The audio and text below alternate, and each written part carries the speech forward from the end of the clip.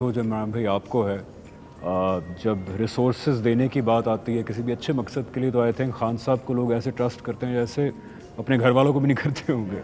सो बड़ा ज़रूरी था कि आप इस मौके पे ये एक्टिविटी करते।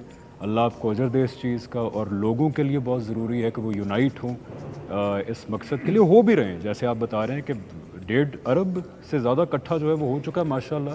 150 करोड़ हाँ, तो और भी लोग इसका हाँ जी और भी लोग इसका हिस्सा बने। और मैं गुजारिश ये करूँगा खान साहब आपसे कि लग क्राइम तो यही बताते हैं कि आपकी शायद बड़ी भारी अक्सरियत से हुकूमत आने वाली है अगले कुछ टाइम के अंदर, तो इसका लॉन्ग टर्म भी आप कुछ कीजिए ना कहें, क्योंकि फिर और FIR कट जाएंगे वो डिस्क्वालीफाई फिर करने की कोशिश करेंगे। हाँ जी, लेकिन तारीख यही बताती है कि जब भी ऐसे हमारे साथ कॉलर हैं।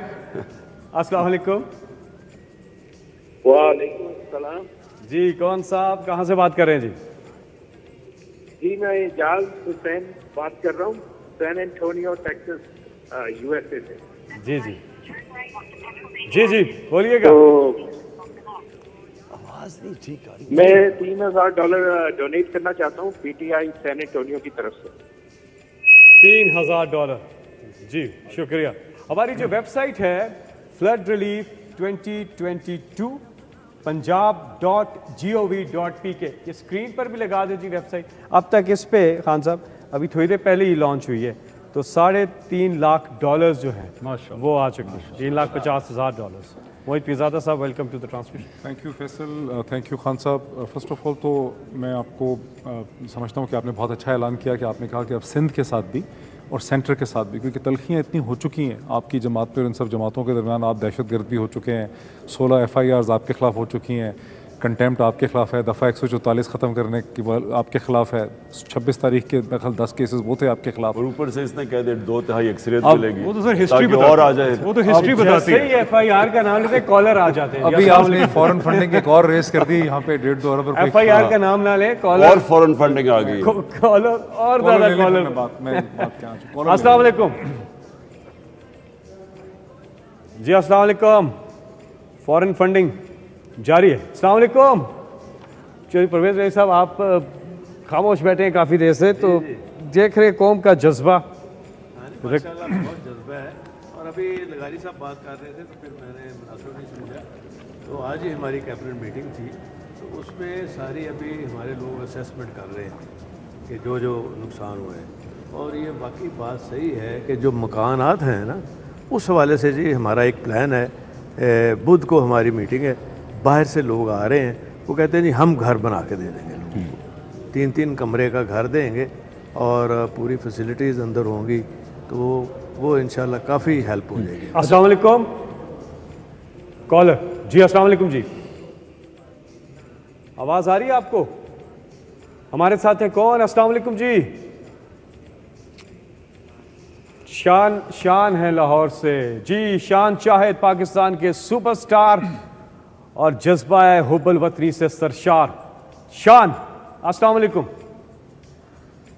जी। वालेकुम फैसल, कैसे हैं आप? ठीक ठाक जी। जी अस्सलाम वालेकुम खान साहब।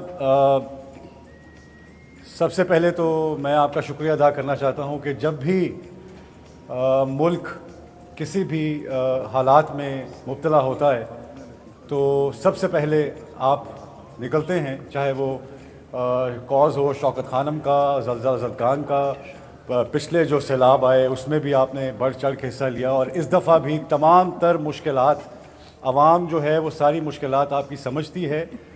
आप जिन मुश्किलात में घिरे हैं सारी आवाम समझती है, लेकिन उसके बावजूद आज आपने बड़ेपन का मुजाहरा करते हुए फिर पाकिस्तान की मदद करने आप निकले हैं। बहुत शुक्रिया आपका। जिस तरह आपको इस कौम से उम्मीद है, इसी तरह इस कौम को भी आपसे बहुत सी उम्मीदें।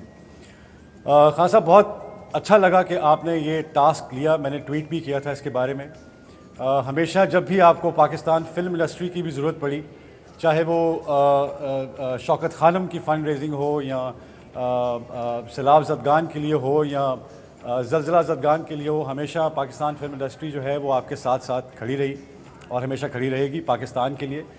मैं खान साहब थोड़ा सा आपके साथ एक्सटेंडेड, क्योंकि हमारे चीफ़ मिनिस्टर साहब परवेज़ इलाही साहब भी बैठे हैं, تو میں یہ ضرور کہنا چاہوں گا کہ اس کار خیر کو، بیکاز یہ 1 یا 2 دن کا ہنگامی صورتحال نہیں ہے، یہ کافی لمبا چلے گا سلسلہ، 1 سال 2 سال تک ہمیں اس کو ریہیبلیٹیٹ کرنے کے لیے بہت کچھ چاہیے، بہت سے فنڈز چاہیے.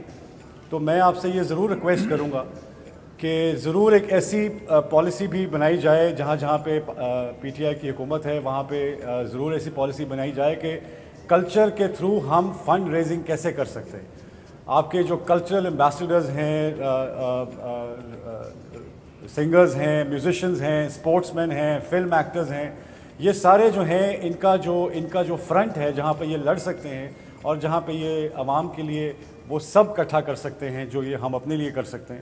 تو میرے خیال میں ایسی ضرور پالیسی ڈرائیو کی جائے. ایڈ ملنا اور جن لوگوں کو، جو لوگ اس وقت باہر سے پاکستانی جو پیسہ بھیج رہے ہیں وہ تو بہت اچھی بات ہے، اس سے اچھی تو کوئی بات ہی نہیں ہو سکتی.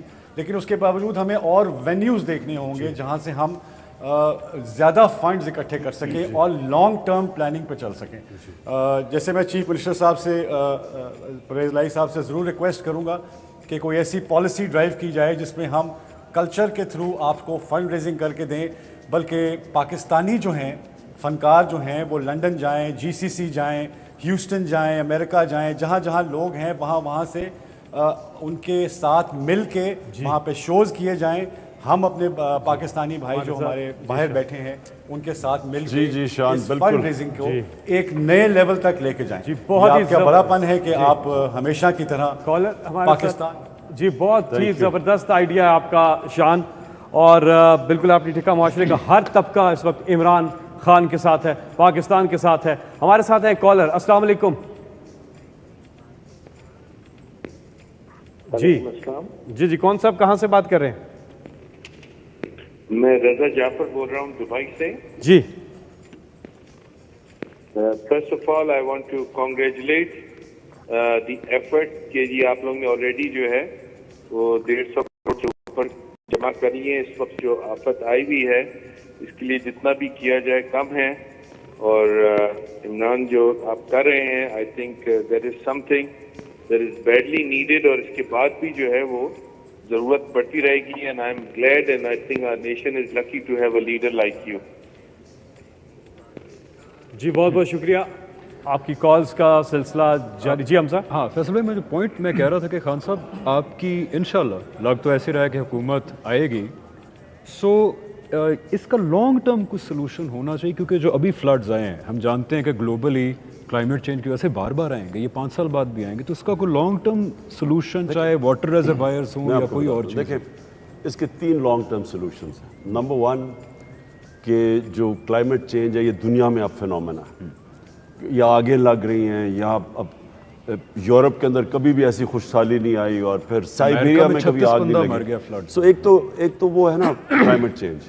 اس کے لیے تو پاکستان میں ہم نے جو اپنے جنگل تباہ کیے ہیں، اور جو ہم نے کسی نے انوائرمنٹ کی پرواہ نہیں کی، تو وہ جو ہمارا 10 بلین ٹری سونامی، اور پھر اس کے علاوہ بھی اور 2-3 ہمارے انیشیٹیوز ہیں، ایک تو وہ چلتا رہے گا نا، درخت اگانا اور اپنی انوائرمنٹ کو بچانا. سیکنڈلی ڈیمز، کیونکہ یہ جب پانی آتا ہے یہی ہمارا اثاثہ بن جاتا ہے، یہی نعمت بن جاتی ہے، وہ تباہی کا سبب بن جاتا ہے. کیونکہ ہم نے کوئی ڈیمز 50 سال میں کوئی ڈیمز نہیں بنائی. چائنا میں اسی دور میں 5000 بڑے ڈیم بنے، ہمارے صرف 2 ہیں ابھی، اور 2 داسو اور بادشاہ اب ہم بنا رہے ہیں، جو کہ 3-4-5 سال میں بنیں گے.